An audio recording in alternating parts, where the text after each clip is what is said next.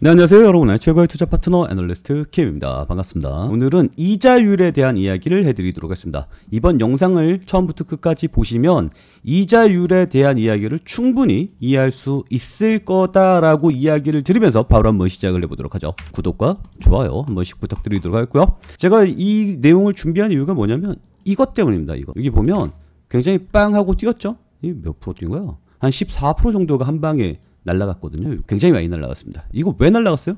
왜 날라갔냐면 이 내용 때문에 그렇습니다. 잭슨 홀 미팅이 있었습니다. 그래서 이 양반 누군지 알죠?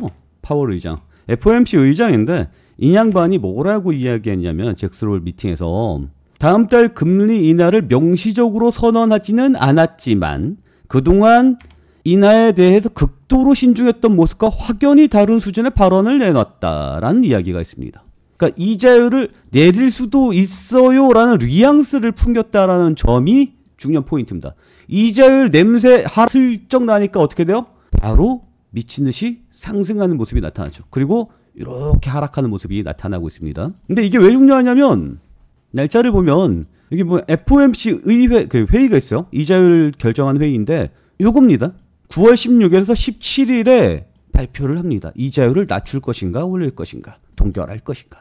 그동안 계속해서 동결에 대한 이야기를 했습니다. 그러니까 트럼프 대통령은 인하를 계속해서 압박을 넣었죠. 그래서 파월한테 인하해라 계속해서 요구를 했는데 파월이 못해요에다가 안 돼요의 느낌으로 이야기를 하고 있는 상황이다. 이렇게 좀 말씀을 드리도록 하겠습니다. 그래서 뭐냐? 도대체 이자율이라는 게 도대체 뭐고 잭슨 홀 미팅은 뭐고 그리고 그런 게 어떤 영향을 미치는지 대한 이야기를 제가 블로그로 이렇게 정리를 해놨습니다. 블로그에 대한 내용은 영상 하단에 영상 설명란을 보시면 이렇게 제 블로그 주소 나와 있습니다. 요거 클릭하시면 바로 입장 가능하니까요. 들어와서 제가 올려놨던 블로그 글들 감상할 수 있으니까 보시기 바랍니다. 지금 요 내용은 다 블로그에 올라가 있는 내용들이에요. 그래서 이자율, 금리라는 게 도대체 무엇이냐. 금리가 무서운 게 뭐냐면 특히 미국 금리가 중요한 포인트가 뭐냐면 이게 환율하고 굉장히 관계가 높다는 겁니다. 그러니까 미국이 금리를 인상한다라고 이야기를 하면 달러를 들고 있으면 이자를 더 받을 수도 있겠다라는 뜻으로 봐야 돼요. 그러면 어떻게 돼요? 달러가 강세를 보입니다. 왜? 전 세계 투자자들이 달러를 사고 싶어 하기 때문이죠.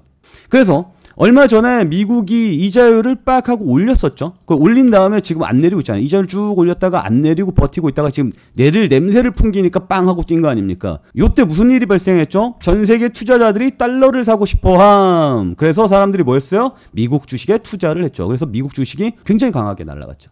전 세계는 말라 죽는데 미국만 홀로 이렇게 성장하는 모습 보이지 않았습니까? 그게 그런 겁니다. 그래서 미국이 금리를 인상을 하게 되면 전 세계 투자자들이 달러를 사고 싶어 하게 된다라는 거죠. 달러가 움직이면 다른 나라 금리도 따라간다. 왜냐면 한국, 일본, 유로 얘네들 다 뭐 하는 나라예요? 수출하는 나라죠. 수출을 하려면 어떻게 해야 돼요? 그러니까 예를 들어서 우리나라 1달러에 1,000원이라고 생각을 해봅시다. 근데 이게 만약에 1달러에 2,000원이 된다고 생각을 해봅시다. 좋아요? 나빠요? 좋죠. 왜? 우리나라 자동차를 예를 들어보면 자동차가 처음에는 1,000달러였는데 요거를 달러에 팔아도 어때요? 마진이 똑같죠. 그러니까 얘를 똑같이 한 대를 팔아도 원달러가 1,000원이라면 어때요? 1,000원 벌죠? 근데 원달러가 2,000원이면 어때요? 한 대를 똑같이 팔았는데 2,000원 벌게 되는 거잖아요. 그죠? 그러면 반대로 달러가 강세를 보인다고 합시다. 원화가 2,000원이 됐, 1,000원이 500원이 됐다고 쳐봅시다. 1,000원이 500원이 됐어요. 그럼 어떻게 돼? 한 대 팔고 두 대 팔아야 되는 거잖아요. 자동차. 그러니까 수출하는 나라들은 굉장히 안 좋아지겠죠. 그럼 어떻게 해야 돼요? 또이 맞춰야지. 그러니까 미국이 이자율을 내렸어. 그럼 우리도 내려야 되는 거고 미국이 올렸어. 그럼 우리도 올려야 되는 거예요. 환율을 맞춰야 된다는 겁니다. 그러니까 이자율이 아니라 미국 이자율은 환율입니다. 그리고 환율은 뭐예요? 수출 수입에 대한 경쟁력이에요. 아시겠죠? 그리고 달러가 강세를 보이면 어떻게 돼요? 수입국들, 우리나라 기름값이 올라가잖아요. 기름값은 그대로 있는데 환율의 움직임에 따라서 기름값이 달라지잖아요. 그러니까 수입국들은 힘들어지죠.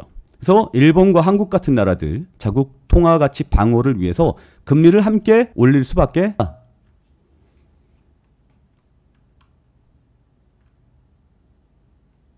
그래서 미국 금리 변화는 다른 나라의 금리까지 연쇄적으로 움직이게 된다. 이해가시죠? 여기까지. 미국이 금리를 인하가 되면 약달러가 되고요.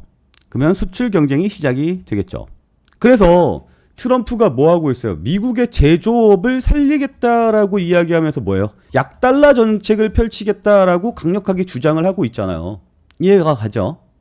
그러니까 미국이 약달러 정책을 피게 되면 삼성, 현대차 같은 애들이 수출이 어려워지고 국가 경쟁력이 떨어지고, 그래서 중앙은행은 어떻게 해요? 환율을 낮춰야만 한다라는 거예요. 우리나라 이자율 좀 내려갈 겁니다. 미국이 지금 뭐 했어요? 이자율을 낮출 거라고 냄새를 풍겼잖아요. 이자율이 낮아지게 되면 우리나라도 이자율을 낮춰야 돼요. 이자율이 낮춰지면 어떻게 돼요? 부동산 가격이 뛰겠죠. 그러니까 인양반 말 한마디 때문에 코인도 이렇게 날라갔지만, 여기 봐봐. 코인도 이렇게 날라갔지만 우리나라 부동산 가격도 미친 듯이 올라갈 거예요. 영세적으로 영향이 그렇게 미칩니다. 그리고 미국이 금리를 인상하게 되면 강달러가 되고 신흥국이 불안하게 된다. 주식 다들 해보셨죠? 그러니까 대장주, 대형주들이 쭉 하고 치고 올라가면 그 위에 가만히 있던 짜잘한 주식들이 가만히 있다가 이 짜잘한 주식들이 테마주로 불붙으면서 미친 듯이 날라 올랐던 거 기억하죠? 큰 거 한 방 움직이면 작은 애들은 그냥 날라가요. 미국이 금리를 인상하게 되면 되고, 그럼 신흥 달러들은 박살이 나는 겁니다. 그래서 미국이 이번에 이자를 빡 올렸을 때 지금 여러 나라들이 경기가 굉장히 침체되고 난리가 나고 있잖아요. 최근에 인도네시아가 막 난리 났죠. 불나고. 경제가 불안하기 때문에 그런 거 아닙니까? 왜 경제가 불안해졌죠? 미국이 인상을 한 다음에 오랫동안 버티고 있잖아요. 그것 때문에 작은 나라들 말라 죽는 겁니다. 그래서 자국 통화 가치 폭락을 할 수 있으니까 금리를 올려서 방어를 해야 한다. 그래서 우리나라도 금리를 계속해서 올렸던 상황이다. 근데 금리를 계속해서 올리니까 지금 자영업들 막 자빠지죠. 자영업들 막 자빠지니까 어떻게 해요? 이재명 정부가 지방에다가 지역에서만 쓸 수 있는 지역화폐로 경기 부양시키겠다고 난리를 치고 있는 거 아닙니까? 이제 곧 돈도 좀 풀렸고요. 미국이 이자를 낮추게 되면 우리나라 부동산 경기도 살아나고 자영업자 경기도 살아나고 주식시장도 훨씬 더 좋아질 겁니다. 이재명 정부가 들어와서 돈을 좀 많이 푸는 정책을 사용하고 있잖아요. 물론 뭐 대주주 어쩌고 하면서 좀 많이 경기 잡아먹고 있긴 한데, 대세 자체가 미국이 이자율만 낮추면 대세 자체가 올라가요. 주식도 올라가고 코인도 올라갑니다. 코인을 저는 상방향을 보고 있습니다. 지금 아시겠죠? 언제? 날짜 정확하게 나와 있잖아요. 여기. 물론 그 전으로 상방향을 잡아주다가 발표 이후에 확 추락했다가 다시 올라가는 모습을 보일 거예요. 그 전에 반드시 올라갑니다. 지금 9월 2일이잖아요. 그러니까 이번 주와 다음 주까지는 이 경기 발표 전까지 기대감으로 계속해서 상승해 줄 가능성이 높습니다. 그러니까 지금 현재 요거 있죠. 요거. 여기 때 빵 하고 상승한 다음에 쭉 내려왔잖아요. 요거 안 깹니다. 요거 안 깨고 이렇게 올라가서 전고점도 아마 뚫어줄 것으로 믿습니다. 그리고 이자율에 대한 이야기가 결과가 딱 나오면서 확 떨어진 다음에 이렇게 올라갈 가능성이 높다. 좀 이렇게 평가를 하고 있어요. 그래서 이번 주와 다음 주 중으로는 굉장히 강한 상승세가 나와줄 가능성이 높지 않나? 라는 생각을 가지고 있습니다. 그러니까 저와 함께 투자 공유하고 싶으신 분들은 저희 채널 구독과 좋아요 눌러주시면 됩니다. 그리고 저희 블로그에도 많이 눌러오십시오. 영상 하단에 영상 설명란 보시면 이렇게 블로그 주소 나와 있잖아요. 들어와서 보시는데 크게 문제 없겠죠. 들어와서 꼭 보시기 바라고요. 그리고 여기 보면 채팅방 참여 링크 있는데요. 이거 누르시면 이쪽으로 연결됩니다. 그래서 여기 설문조사 참여하시고요. 저희 채팅방 들어오시면 됩니다. 어렵지 않아요. 그러니까 많이 참여해 주시기 바랍니다. 다시 한번 말씀드리지만 이 영상 밑에 다 나와 있습니다. 아직 내용이 정확하게 이해가 안 되시는 분들을 위해서 좀 더 쉽게 설명을 하면, 미국 금리가 인하가 돼요. 그러면 약달러가 되겠죠. 그러면 미국 제품 가격이 싸져서 수출 호재가 되고요. 다른 나라에는 금리가 불리해서 금리를 따라서 내릴 수밖에 없는 상황이다. 따라서 미국이 이자를 이번에 낮추게 되면 전 세계가 금리가 낮아지게 되고, 전 세계 금리가 낮아지게 되니까 시장에 돈이 풀리죠. 부동산 경기가 올라가고 주가가 올라가고 코인이 올라가게 되는 상황이 나타난다라는 거예요. 그러니까 예를 들어서 과거를 한번 생각을 해봅시다. 아주 옛날로 2008년 금융위기 기억나시죠? 그때 반등이 있었잖아요. 이때 무슨 이야기 나왔어요? 2010년, 9년, 10년 넘어가면서 헬리콥터 머니라고 있었잖아요. 그때 미국이 이자율을 확 낮추면서 돈을 뿌렸죠. 미국이 이자율을 낮추면 어떻게 돼요? 전 세계가 돈을 같이 뿌려야 된다 그랬죠. 그래서 2008년 금융위기 리만 브러더스 사태 이후에 미친 듯이 전 세계 증시가 상승했습니다. 그러면 최근으로 생각을 해보죠. 코로나 시국 있었잖아요. 코로나 시국도 V자 반등이 나왔습니다. 이때 0달러 정책 시행했었죠. 미국. 이자율 0%까지 떨어뜨리는 정책을 실행했잖아요. 미친 듯이 날랐죠. 그리고 나서 야 인플레이션이 걱정이 돼요. 그래서 미국이 단계적으로 이렇게 이자율을 올리게 되면서 어떻게 돼요? 전 세계 다 나타났죠. 근데 미국 혼자 와 독야 청청 이러면서 상승해주는 모습 나타났죠. 돈이 다 미국으로 몰리니까. 미국은 이자율을 낮춰도 이자율을 높여도 무조건 좋은 나라. 그래서 미국 ETF를 하는 게 좋다. 아무튼 근데 그 시작이 이거라는 거예요. 지금까지 이자율을 그 코로나 때 확 낮췄다가 인플레이션 위험 이러면서 쫙 올려서 버티고 요 트럼프 등장하고 낮춰라 하는데 예 트럼프 파월이 그동안 쌩 까고 버티고 하다가 이제는 못 버티겠으니까 낮춰도 되나 이러고 있습니다. 근데 사람들이 얘기를 하는 게 지금 트럼프가 하는 짓이 뭐예요? 자기네 자국의 제조업을 살리겠다고 보호 정책을 피면서 관세 정책을 피잖아요. 관세가 너무 올라버리면 미국 물가에 대한 영향이 있을 거다라는 거예요. 그러면 인플레이션이 온다라는 거죠. 물가 상승, 급격한 물가 상승은 인플레이션이라는 거잖아요.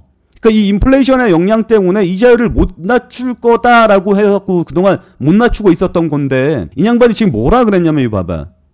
관세로 인한 물가는 단기적일 거다. 이제는 분명히 눈에 보인다. 합리적인 기본 시나리오는 관세 영향이 비교적 단기적이며 물가 수준의 일회성 상승으로 그친다는 것이라고 이야기했어요. 그러니까 그동안 관세 때문에 미국의 인플레이션이 폭등할 거예요. 그러니까 이자율을 못 낮출 거예요. 라고 했던 건데 일회성이니까 이자율 좀 낮춰도 되지 않아요? 가 되는 거예요. 이해하시죠? 그래서 금리와 무역과의 관계가 설명이 된다. 미국이 돈을 풀면 전 세계가 돈을 풀 수밖에 없는 상황이라는 점. 그게 왜 그렇다? 무역 때문에 그렇다. 환율 때문에 그렇다. 그것 때문에 전 세계가 돈이 풀리고 죽고가 반복이 된다. 코인 시장으로 본다면 이게 주간봉입니다. 주봉으로 보면 여기가 어때요? 10년, 20년 그러니까 코로나 이후에 돈을 미친 듯이 풀면서 미친 듯한 상승세가 나왔고 그리고 이자율을 높이게 되면서 돈이 좀 묶이게 되면서 이렇게 좀 하락하는 모습이 나타났고 보이죠? 이 히스토리에 대해서는 나중에 따로 조사를 해서 설명을 드리는 시간을 갖도록 하겠습니다. 지금 이자율에 초점을 맞춘 거니까. 그래서 지금 이 파동이 들어왔고 이 파동이 또 일어날 가능성이 높다라는 거고 이자율을 낮출 거니까. 그리고 여기서 올라간 거는 뭐예요? 트럼프 3법. 코인 3법이 통과가 되면서 거기에 대한 기대감으로 많이 상승을 했잖아요. 거기에 이제 이자율 하락에 대한 엎친다 덮친 격이 아니지. 호재를 쌓는 거지. 불난 집에 기름을 끼얹는 상승세가 또 나와줄 수 있다라는 거야. 그 기간이 언제라고? 요거라니까. 요거. FOMC 회의 이전에 기대감으로 상승세가 나와줄 것이다. 왜? 파월이 불을 끼얹었잖아. 기름을 끼얹었잖아. 이 양반이. 그래서 상승세가 좀 강하게 나와줄 가능성이 높지 않겠느냐 이렇게 좀 보고 있는 겁니다. 그리고 금리와 미국 증시를 좀 생각을 해보면 금리가 인상이 되면 기업 대출 비용이 증가하고 이익이 감소하고 주가가 약세로 가는 게 맞는데 원래 금리상으로는 이렇습니다. 근데 미국 주식은 계속해서 올라주고 있죠. 왜 그렇죠? 이 기업 대출 비용 증가를 뭘로 또이 시켰습니까? 트럼프가 들어와서 법인세 인하를 시키면서 이 감소가 안 됐죠. 그래서 주가가 강세로 갔죠. 이자율과 측면에서만 보면 이게 맞는 건데 지금 이자율을 또이 시키는 법인세 감소가 있다라는 점 말씀을 드리겠고요. 그리고 채권과의 관계가 있는데 사람들이 이제 위험 주식과 안정 자산으로 나누잖아요. 위험 자산과 안전 자산. 위험 자산에서는 대표적으로 주식이 있고 안전 자산은 대표적으로 채권이라는 게 있습니다. 이자율은 뭐냐면 채권의 할인율이랑 연결이 되거든요. 그러니까 이자율이 올라간다는 얘기는 뭐냐면 채권의 할인율이 올라간다는 얘기예요. 그러니까 1억짜리를 채권이라는 게 뭡니까? 억짜리가 있어요. 이거를 채권 5%로 이자율 5%로 준다. 1년 후에. 그 얘기는 뭐냐면 1,500만 원에 1년 후에 이걸 1억을 주겠다는 거예요. 그러니까 9,500만 원 주고 사란 이야기지. 이자율이 올라가면 할인율이 올라가기 때문에 안정적으로 먹는 거잖아요. 이 안정 수익률이 올라가기 때문에 사람들이 채권으로 돈을 이동시킵니다. 그러면 주식 시장에 있는 돈을 빼서 채권 시장으로 돈을 이동시킨다는 얘기예요. 얘기는 뭐냐면 이자율이 올라가면은 주식 시장에서 채권 시장으로 돈이 이동한다는 이야기입니다. 주식은 빠지고 채권은 어때요? 좋아지죠. 이해가죠? 그래서 주식과 채권 관계는 그렇습니다. 금리를 인하하게 되면 채권 수익이 감소가 되니까 매력도가 줄죠. 돈이 주식으로 이동하게 되니까 화랑이 된다. 그리고 금리를 인상하게 되면 아무래도 시중에 돈이 은행으로 빨려 들어가겠죠. 시중에 유통 물량이 줄겠죠. 소비가 둔화되겠죠. 투자가 위축되겠죠. 증시가 약세되겠죠. 근데 이거는 하나의 이론일 뿐이고 어떻게 돼요? 심리 자체가 흔들리죠. 그 파월이 뭔 얘기를 한마디 한다라는 거에 대해서 기대감이라는 게 생기잖아요. 그 기대감으로 투자가 확 움직이잖아요.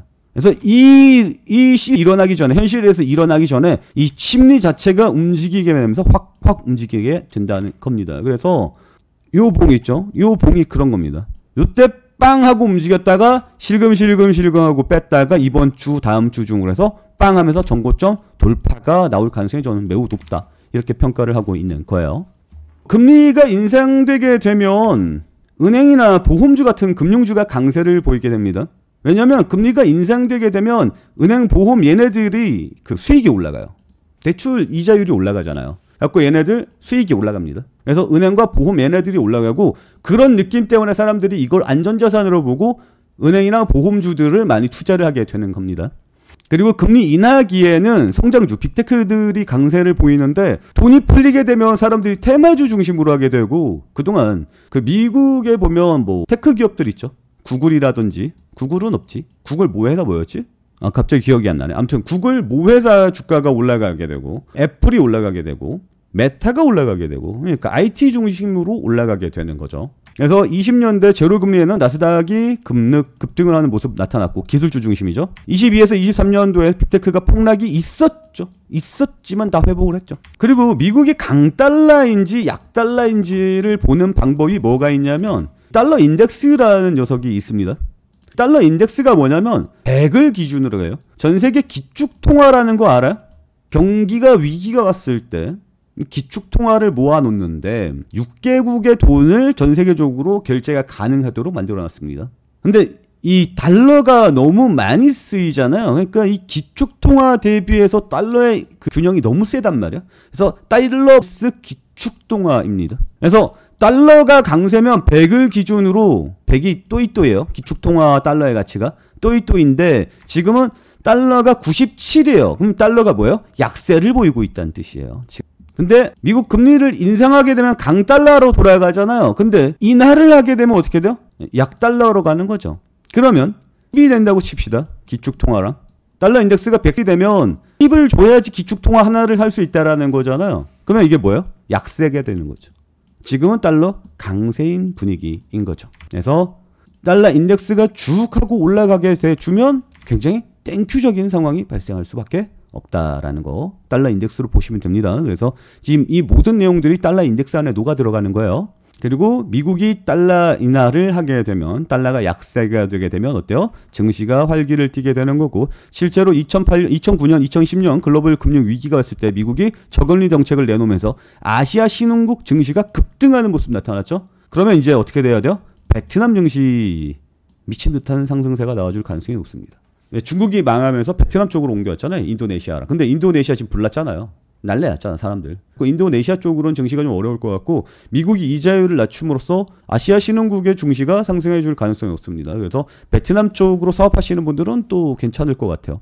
그리고 우리나라 부동산 쪽도 많이 살아날 것으로 예상이 되고요. 코인 쪽도 강세를 보일 것으로 예상을 합니다. 특히 코인 같은 경우는 이번 주와 다음 주가 강세일 가능성이 높다라는 거죠. 그리고 금리 인상에 따른 강달러, 그러면 안전자산을 선호하게 된다. 그래서 미국이 채권 쪽으로 넘어가게 되고 달러 쪽으로 돈이 몰리게 되고 위험자산인 코인에서는 돈이 빠져나감. 미국이 금리가 높다면 강달러가 된다. 그리고 이게 일반적인 이야기예요. 금리가 약세가 되면 앞으로 약세가 기대되고 있는 상황이죠. 위험자산 선호, 돈이 주식과 신흥국 코인으로 이동하게 되고 코인이 강세를 보이게 된다. 근데 이거는 조금 이견의 여지가 생깁니다. 이제는. 이 부분도 나중에 설명을 한번 해드릴 건데 안전자산 선호, 코인에서 돈 빠져나간 코인은 뭐예요? 위험자산이라는 뜻이에요. 근데 디지털 금이라고 해서 비트코인이 안전자산화 된 거 아니냐라는 이야기들이 많이 나오고 있죠. 이 부분은 좀 더 객관적인 자료로 여러분들과 함께 공유를 해보도록 하겠습니다. 어쨌거나 지금 현재는 아니라는 점. 그래서 지금은 코인은 위험자산이니까 금리가 인하되게 되면 위험자산 선호도가 올라가게 되고 코인 가격은 급등을 하게 되고 지금 금값이 최고점을 찍고 나서 이제 얘기가 없죠. 얼마 전까지만 해도 금값이 계속 올랐어요 라는 이야기를 했었잖아요. 그럼 뭐예요? 안전자산 쪽으로 돈이 몰린다는 이야기였잖아요. 근데 지금 안전자산 쪽에서 돈이 빠질 가능성이 높죠. 그러면 금리가 인하되게 되면 부동산 가격이 쭉쭉 올라갈 가능성이 높고요.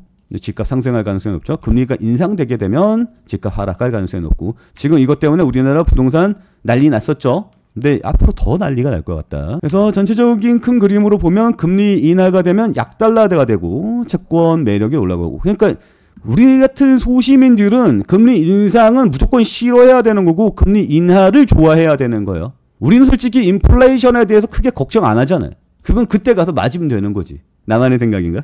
아무튼 뭐 인플레이션이 미친 듯이 와가지고 우리가 경기가 너무 힘들어져요 라는 건 솔직히 우리한테는 좀 먼 이야기 같고, 물론 72년과 79년에 유가 파동을 겪으신 분들은 인플레이션 시기에 맞아봤으니까 걱정이 될 수 있겠지만, 저는 맞아본 적이 없어서 인플레이션이 남의 이야기죠. 그냥 무조건 금리 인하해가지고 경기 빡빡 살리고 주가 빵빵 띄우고 이랬으면 좋겠다라는 게 저의 생각입니다.